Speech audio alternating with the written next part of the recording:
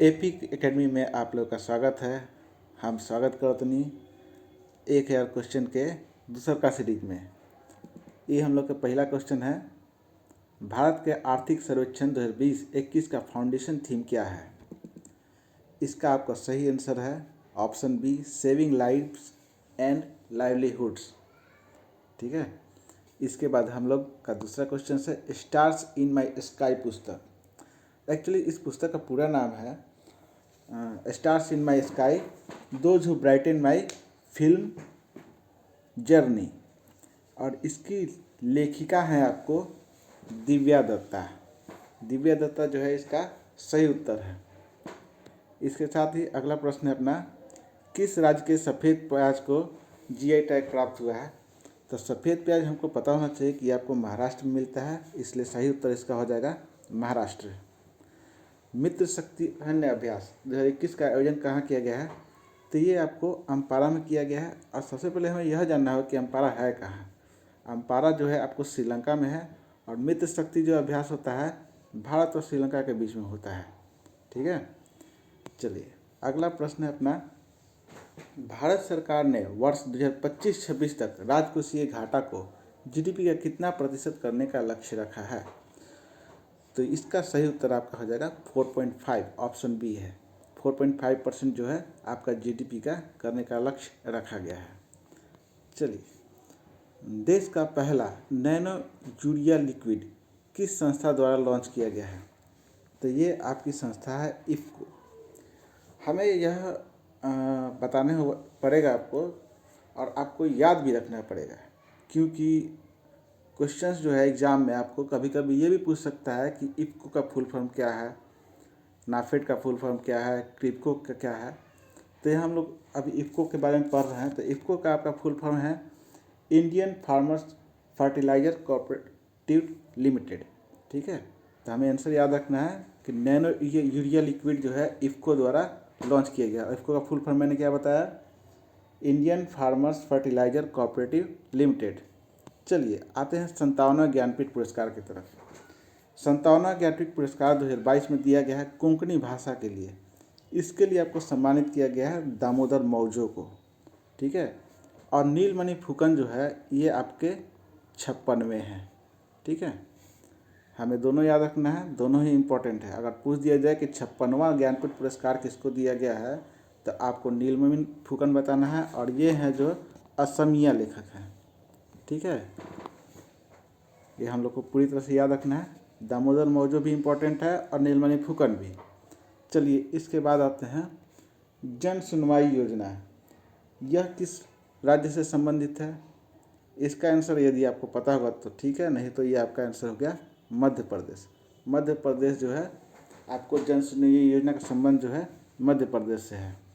चलिए आते हैं अब SCO। SCO का फुल फॉर्म होता है शंघाई कॉरपोरेशन ऑर्गेनाइजेशन। ठीक है। इसकी 21वीं वार्षिक बैठक आपको तजाकिस्तान में, आपका सही उत्तर है तजाकिस्तान। ठीक है। चलिए अगले प्रश्न की तरफ आते हैं, भारत में नवीनतम ब्लू फ्लैग प्रमाणन प्राप्त समुद्र तटों का कौन सा जुड़ा सत्य नहीं है? अगर हम कोई भी प्रश्न पढ़ते हैं तो आपको यह जानना पड़ेगा कि वह पूछ क्या रहा है। यहाँ पर आपको पूछ रहा है कि कौन सा जुड़ा सत्य नहीं है, यानी कि आपको यह जानना जरूरी है कि कौन सा जुड़ा सत्य है, तभी आप जो नहीं है उस पर आप जो है मतलब मार्क कर सकते हैं। तो हम लोग देखते हैं कौन कौन सा सत्य है। ठीक है। तो इसमें आपको कोवलम तमिलनाडु, कोवलम जो है समुद्र तट है तमिलनाडु का, ये सही है। ईडन पुदुचेरी, ईडन जो है पुदुचेरी का, ये भी आपका सही है। ठीक है।